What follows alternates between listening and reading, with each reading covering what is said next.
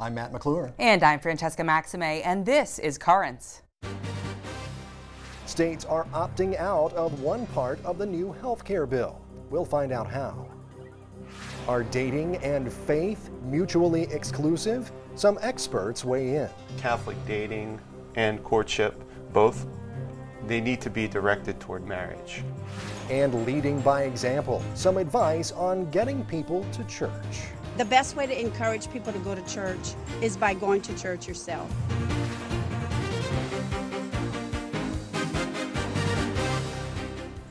Well, good evening, and thank you so much for joining us.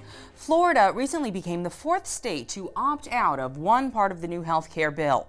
The legislature there passed a measure ensuring that plans that cover abortion will not receive any federal funding. And not only is Florida the fourth state to take on such action, it's the second state to do so with the help of a group called Americans United for Life.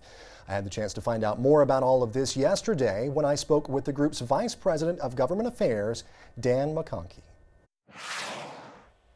Dan, thanks so much for joining us today here on Currents. We appreciate your time, sir. Oh, my pleasure. Well, tell us, first of all, a little bit about what your group, Americans United for Life, what you guys have been involved in for viewers who might not be familiar with you. Well, we're the oldest national pro-life organization in the country. We've been around since 1971.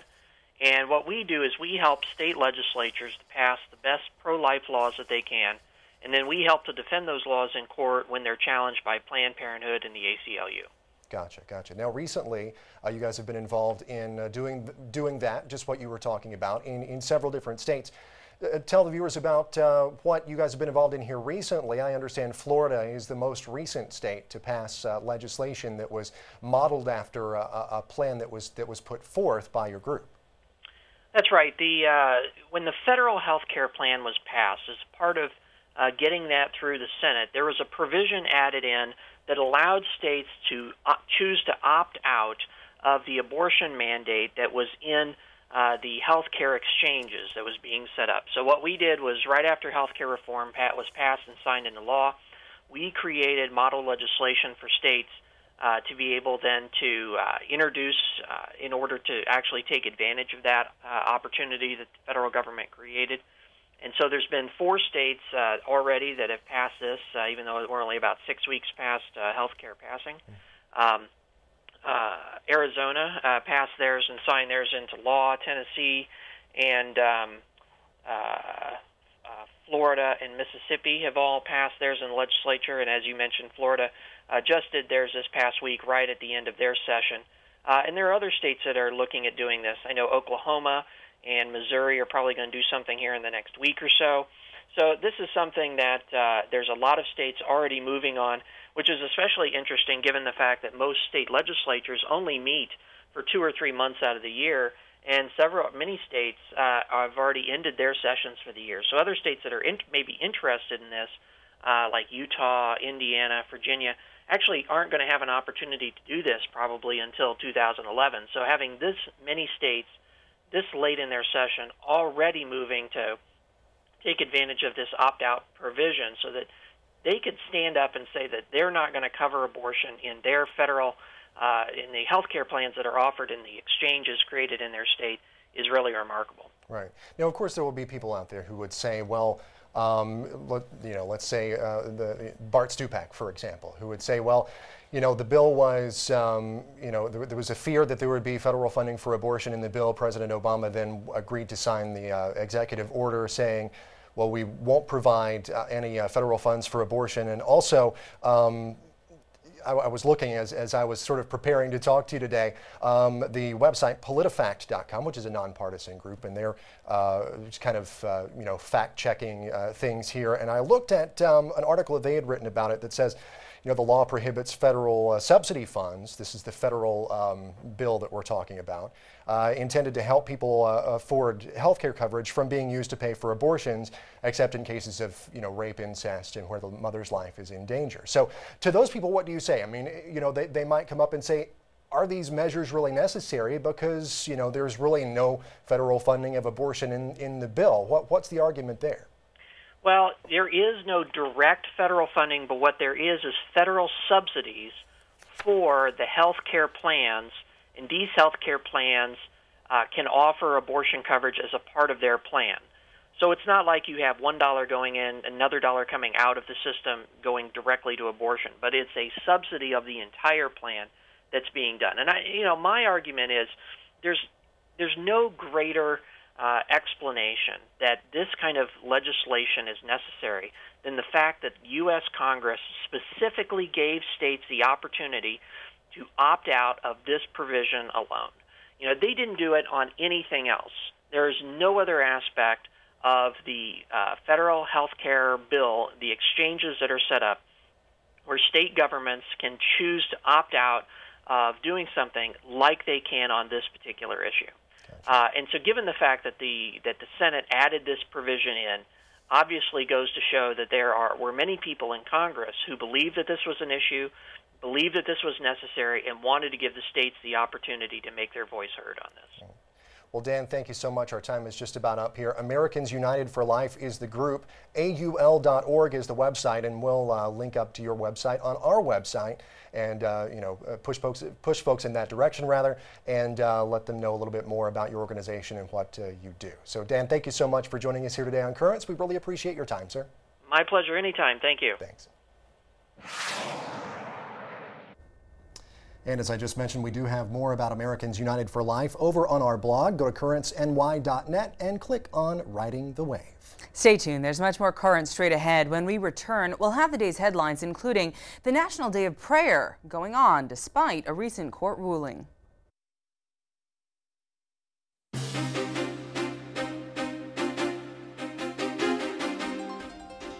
Welcome back to Currents. I'm Matt McClure. And I'm Francesca Maxime. Coming up just a bit later, how do you get Catholics to come home? We'll find out. But first, let's have a look at the day's headlines.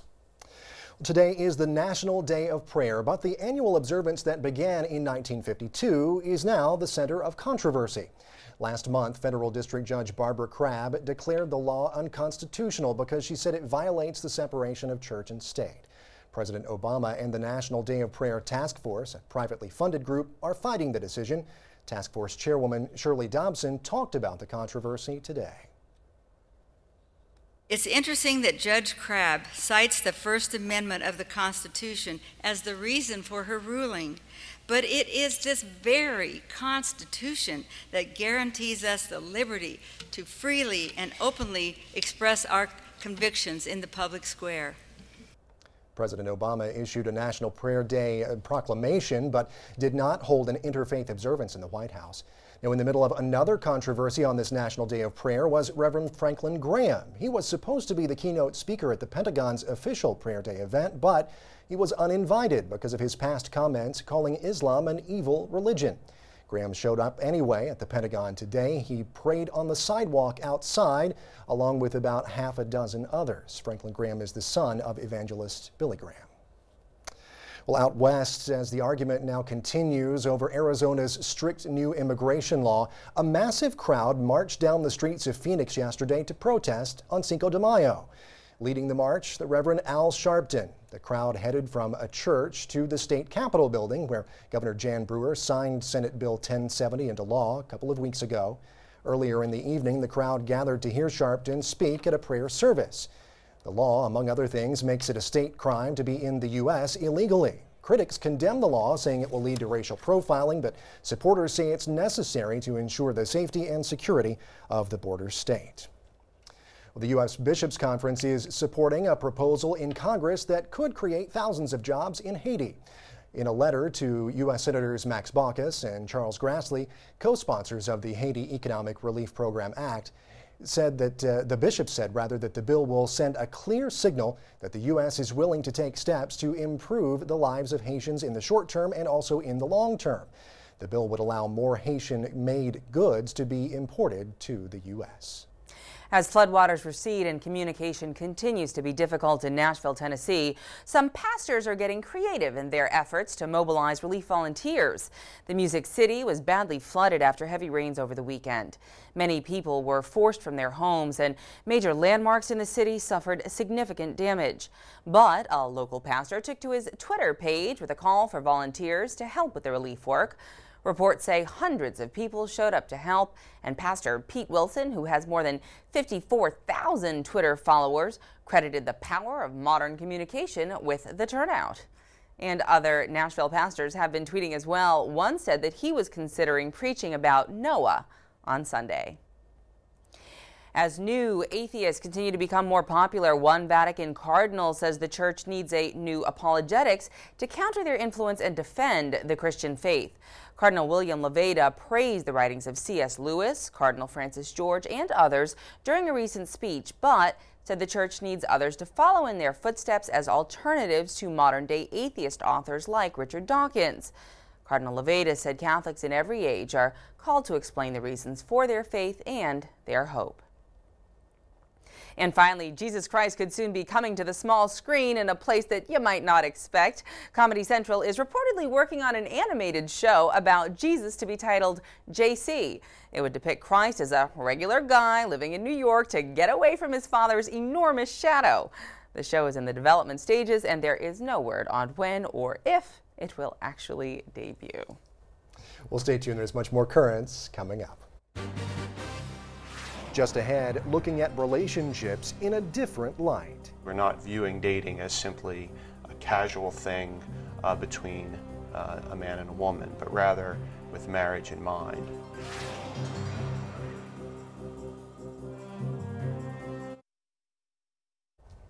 Welcome back. A poll released earlier this year offers a revealing snapshot of the so-called millennial generation of Catholics, those being between the ages of 18 and 29. The Knights of Columbus Marist poll found that an overwhelming majority, 85%, believe in God, and fully a third, 33%, place a high priority on getting married and having a family. But as we all know, that can be easier said than done. And for young Catholics, the dating world can be a minefield of moral and also some ethical challenges. Natalia Ortiz has been looking for some guidance on how to navigate that minefield. Natalia. Thank you, Matt and Francesca. Words like chastity and courtship may sound like something out of Camelot, but I spoke recently with author Christine Whelan from Busted Halo and Damien Wargo from the Catholic group The Kingsmen, who assured me that those ideas are still alive and, well, they still matter. So we're here with Christine Whelan and Damien Wargo, and we're talking about Catholic dating principles. How realistic are these in 2010?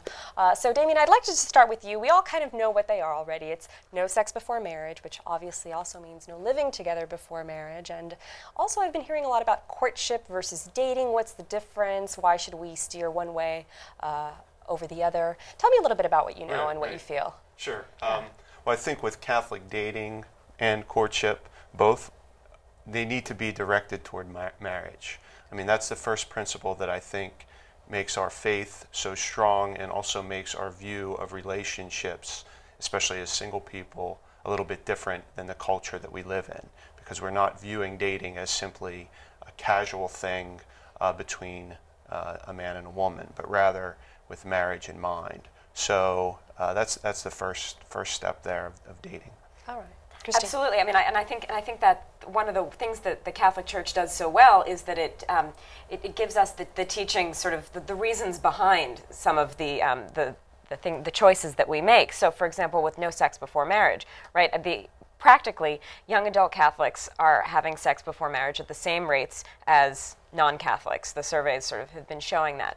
But if we as Catholics can get out the message that there are not only religious reasons, but practical reasons to guard yourself, to guard your heart, to be looking toward marriage and that intimate relationship, then I think those are very good guiding principles within a dating relationship. Right, absolutely. And I think even those who aren't Catholic, secular, have been hurt a lot by the culture that sells them a bag of lies. I mean, those that are having premarital sex or living together are at a much, much higher rate of splitting up, much higher rate of divorce, whereas those who are following the principles of the teaching of the church and waiting till marriage have a much more likely chance of success in their marriage. Sure, and the living together research I think is really kind of fascinating.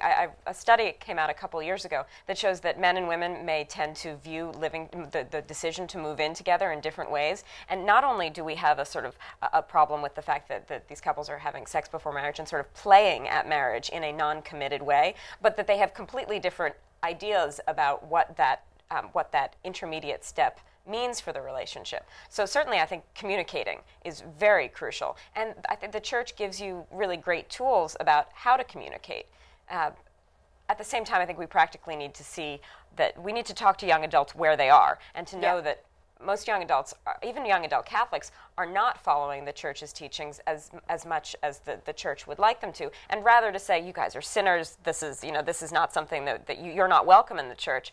I think we need to say, yes, you are welcome. Let's have this conversation within the church community rather than not talk about it at all. Well, that leads me to my next question. Speaking of courtship and dating with the purpose of marrying, how do you deal with young people who aren't ready to get married? I mean, are we telling them then not to date at all? What are we saying to these people? I think young people need to start thinking about what marriage would be like for them. Okay. I don't think there's anything wrong with fantasizing about being married at some point, but it's a matter of temperance in the area of saying when is going to be appropriate for me and when is it going to be appropriate for me to start pursuing that.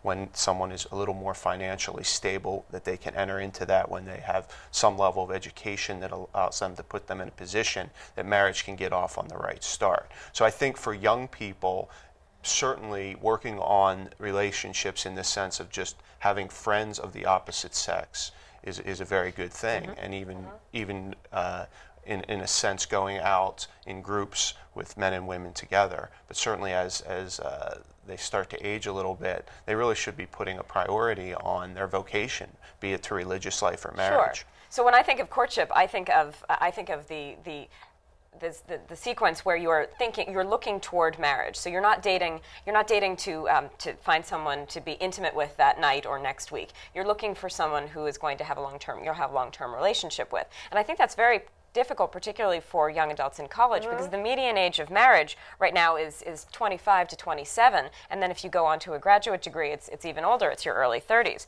So as we delay marriage, courtship seems to be pushed off to something that we're going to do in our mid to late 20s, not something that we're going to do in our early 20s. It's a challenge. Absolutely. It seems like it's completely countercultural. Everyone seems to be dating just for fun, as opposed to really dating with an end, goal of marriage in mind. But having said that, we have no more time. I apologize. I hope to have you back very soon, and I hope that all the viewers were able to take something from both your points of view. Great. Thanks. Thank you. And we'll have more interesting conversation regarding relationships and dating with Damien and Christine tomorrow. Stay tuned. What do you guys think? Well, I think that the point is that, in the culture, we're talking about delaying, not delaying, we're talking about going to college, getting an education, all these kinds of things, and you can't do everything at the same time, and marriage does require such a big investment and the right kind of a partner selection and all those kind of things. You really need to take the time to think about that. So you're off getting a graduate degree, which isn't a bad thing, don't get me wrong, there's only so much time in the day. Yeah, well, and I think another good, it's very true, trust me. I know, but but I think another good point that Dr. Wellen pointed out or came up with there was this notion of not only are there religious reasons for doing things, reasons based on your faith for either not having sex before marriage or going into dating looking for someone to spend your life with, that kind of thing. There are also practical reasons to do those things as well. So there are reasons that people might not think of, and she says maybe Catholic teachers, priests, brothers, sisters, whomever might want to point that out more. I think you're right, Matt. I think it's something that can appeal to not just Catholics, but everybody else out there that may want to give this a second look. No sex before marriage. It's also practical, not just a religious thing. Not just a stringent, rule that must be obeyed. It's something that some time, some thought has gone into as well. Yeah, I mean, I really hear them saying that they want people to focus on what it really means to be in a marriage, a long-term committed relationship, and that is not something that is given much thought, it seems, in popular culture today. We've said this before too. I think that a lot of let's say young women will spend their whole life dreaming about being a bride and looking forward to that wedding day and dreaming and thinking about that. The party's over in 24 hours. But they might not give a lot of thought to what it takes to be a wife over a long period of time. And those ads that we have, those things that run probably in a couple of minutes here that say, "What have you done for your spouse today?" Well, I made him coffee. Well, I cooked her dinner or something. That's what a marriage is about. There you go. Well, thank you, Natalia. Well, it's a very much. talker. Look forward to part 2 tomorrow. Yes, please stay tuned. All right. Thanks, Natalia. All right, we'll be right back. Currents returns in just a moment. When we return, getting people to church may be as easy as asking. 90% of people come back because we invited them.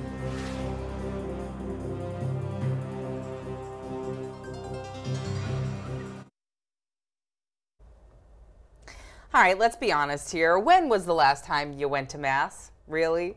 A poll conducted last year found that only about a third of Catholics say that they attend Mass once a week. At the same time, what can be done to change that? That's a question that Rome Reports posed recently to some people outside St. Peter's. The best way to encourage people to go to church is by going to church yourself. And as a result, people will see the fruit of your life, of your faith, and want to come and share in that same faith. Wanting to share in that community of church, the fruits that it gives you, the joy, and the increase of faith that you get from going to church and sharing in the sacraments. That's the best example you can give someone. To think about the spirituality and brotherhood, that we are all together in this world, is a good way to encourage people to go to church. I think probably the best thing would be for committed Christians to go out and find others who are not attending church and contact them one-on-one and encourage them to come by telling them of the important programs of the church, the important activities, and the special relationship that they can establish by becoming a Christian. Well, you know, a lot of times they just say you lead by example, right? There you So go. some interesting answers there, right in the shadow of the Vatican. Well, one group that has been actively encouraging people to return to church is Catholics Come Home. That's right. We spoke with their founder last year, and tonight, Rome Reports has some more on the phenomenally successful ad campaign that has reportedly drawn more than 100,000 people back into the Catholic Church. This commercial highlights the vital part the Catholic Church has played in establishing hospitals, churches, orphanages, and schools, and its role in marriage, family life, scripture, and sacraments. The same ad has also increased Mass attendance by an average of 11%. Aired in 12 archdioceses and dioceses around the United States, it addresses often misunderstood aspects of the Catholic faith. Catholics Come Home, a non-profit, broadcasts these messages for the purpose of reaching inactive Catholics, non-Catholics, or even current Catholics, so they can learn about the Church and live a deeper faith. The ads can also be seen at this website, www.catholicscomehome.org. Only 33% of U.S. Catholics attend Mass on a weekly basis, and while nearly 1 in 3 Americans were raised in the Catholic faith, today fewer than 1 in 4 describe themselves as Catholic. Catholics Come Home hopes to change these numbers. People needed to hear the good news of the church. We have a rich 2,000-year history of spirituality, beauty, accomplishments, good things the church and Catholics have done throughout history. Another ad depicts men and women watching their life on a movie screen. The ad emphasizes that, quote, you can still have God's help to edit your life story. The ad continues with, quote, imagine God saying, well done at the end of your life's movie. Catholics Come Home also airs testimonials from men and women of different ages and backgrounds. They discuss why they left the church and how they came back. And when they're asked, why did you leave the church? Most don't give a valid reason like, I didn't like teachings or something I saw on television. Interestingly, they say 90% of people come back because we invited them. So far, 20 million people have seen the Catholics Come Home commercials. As that number continues to grow, more people will come home.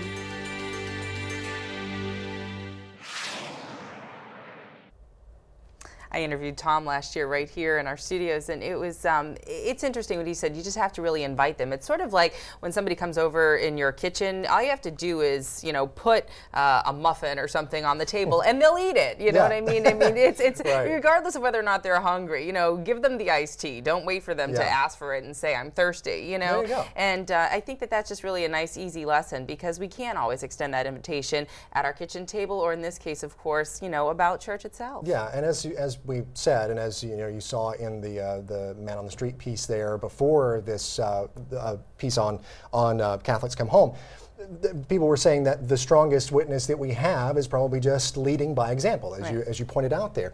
And I think probably some of the most perhaps touching or moving of those commercials that Catholics Come Home airs are the ones of the personal testimonials of people who might have left the Catholic Church for some reason, but then later in life found a very profound reason, obviously, to come back and sharing their story. So I think that is a very, powerful advertising tool there. I agree. As it were. I'm with you on that one. All right, well, you can find out more about Catholics Come Home by visiting our blog. Just go to currentsny.net and click on Riding the Wave. That is it for tonight. Coming up tomorrow, we have an unusual look at the priesthood and the virtue of humility. In the meantime, remember, we're always online. Currentsny.net is our website. You can also follow us on Twitter, and you can become our fan on Facebook. We need you there, and we'll update you every day, all right? Until next time, I'm Matt McClure. And I'm Francesca Maxime. Thank you so much for joining us. Have a great night.